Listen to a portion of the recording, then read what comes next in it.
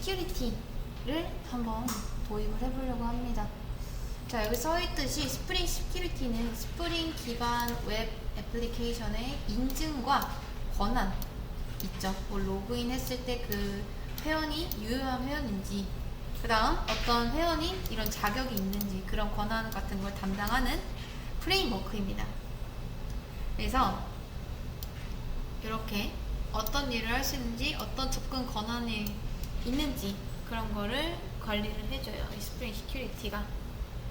그래서 스프링 시큐리티를 적용하기 위해서 가장 먼저 해야 될 거는 역시 의존성 추가입니다. 요거 두 가지 있죠. 요거를 빌드 그래드에다 추가한 다음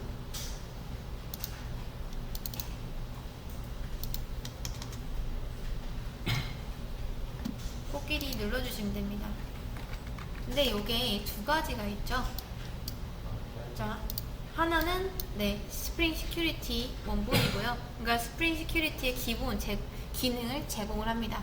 그 다음 또 하나는 이제 타임리프에서 시큐리티 관련된 기능을 사용할 수 있도록 도와주는 의존성이다 라고 생각을 해주시면 됩니다. 그래서 이렇게 추가를 해주시고요.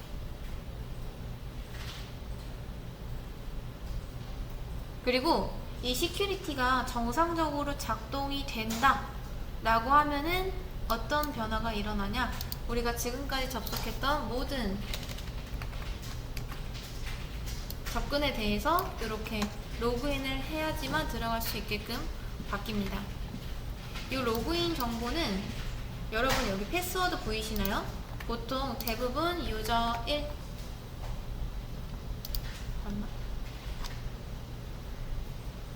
유저 1에 패스워드는 여러분 콘솔에 이렇게 있습니다. 유저의 콘솔 보시면 이렇게 Generated Security Password라고 해서 이런 거를 입력해야지만 들어갈 수가 있어요. 이렇게.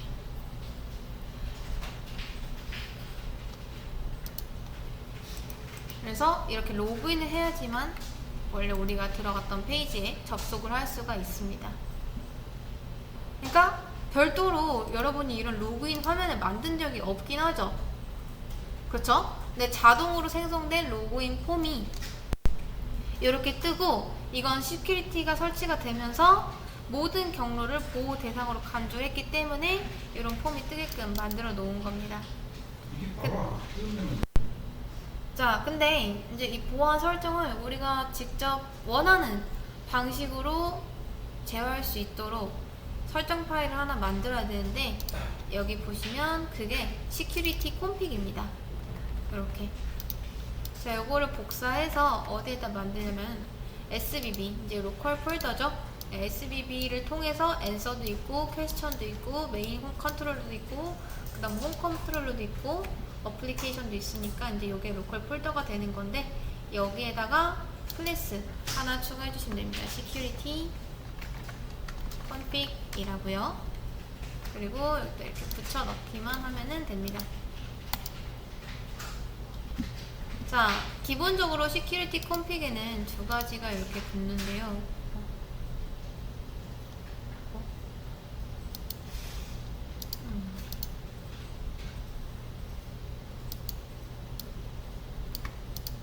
일단 잠깐만 요것 먼저 볼게요. 자, configuration이라고 있죠. 여기 있는 이 configuration은 뭐냐면 이 클래스가 설정 파일이다 라고 말해주는 거랑 똑같습니다. 그리고 enable web security 라는 거는 모든 HTTP 요청이 시큐리티 필터를 거치도록 이렇게 활성화를 시켜주는 겁니다. 자, 이건 제가 한번 찾아보겠습니다. 자, 그런 다음 또 하나 만들어 주셔야 될 게 있습니다. 일단 여기 config 파일이고요. 그 다음 이제 필터 체인이라는 빈을 하나 만들어 주셔야 되는데, 여기서 이거 보시면 조금 밑으로 내려오시면요, 이렇게 빈이라고 config 안에 넣는 게 있죠. 필터 체인. 이렇게 넣어주시면 됩니다.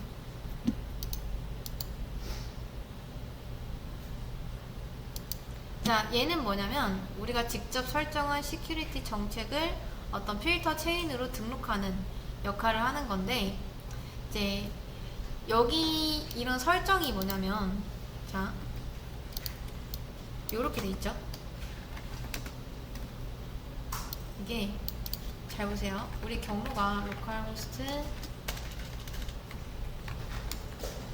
8081, 그 다음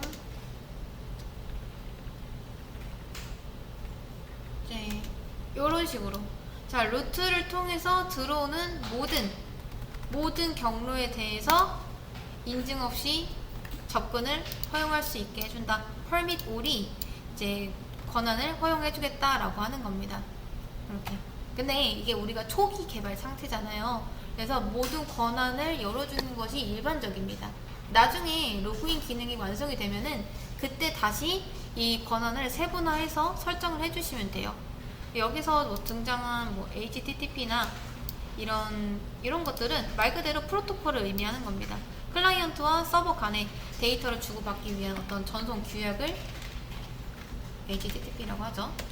자, 그래서 이제 보시면요, 여기 클라이언트가 있고, 그 다음 여기에 우리 서버가 있어요. 그리고 와스를 통해서 이렇게 통신을 주고받겠죠. 사용자가 우리한테 HTTP 응답을 하면은 우리가 이제 HTML로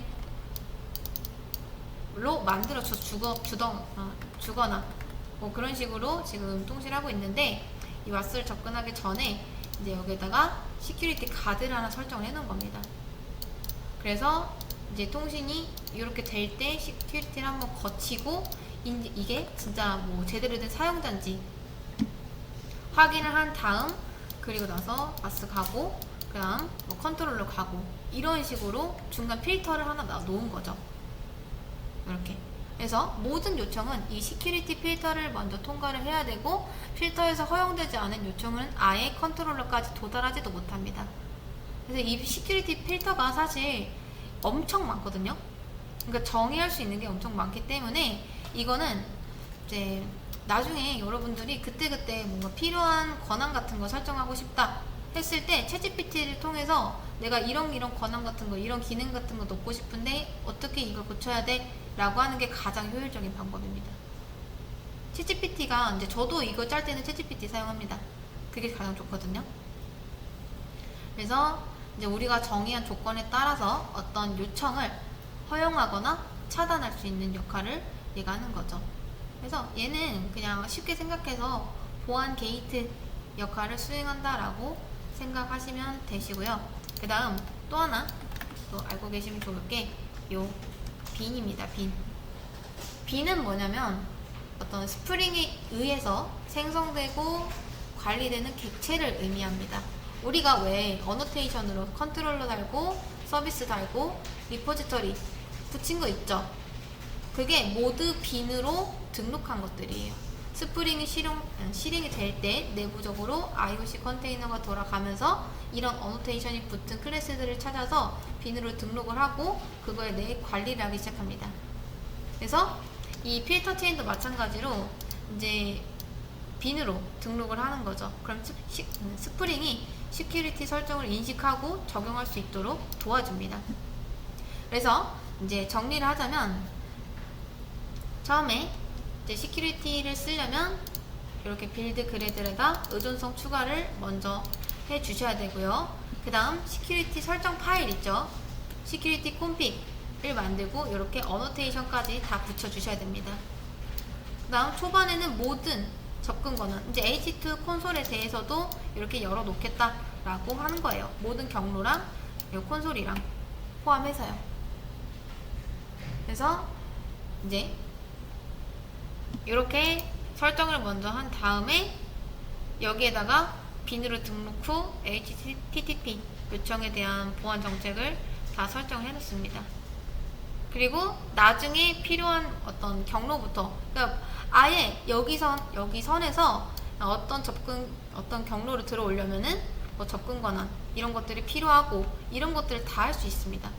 권한 설정은 이제 대부분 여기서 다 해줘요. 그럼 조금 더 보안을 강화할 수가 있겠죠. 그건 이제 차차 추가를 해주시면 됩니다. 이런 식으로 설정이 완료가 되면은 이제 다시 서버를 재시작해 주시면 되고요. 밑에 괄호 하나. 어딨어요?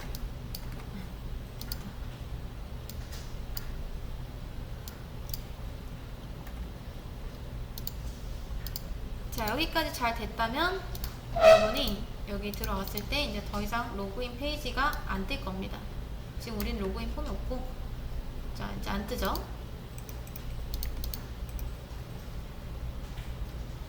로그인 창 대신에 기본 페이지가 이렇게 정상 출력되면은 설정이 잘 되었다라는 뜻입니다.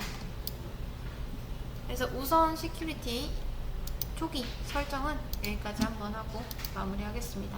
혹시 안 되신 분들은 여기 책 보시면서 해보세요.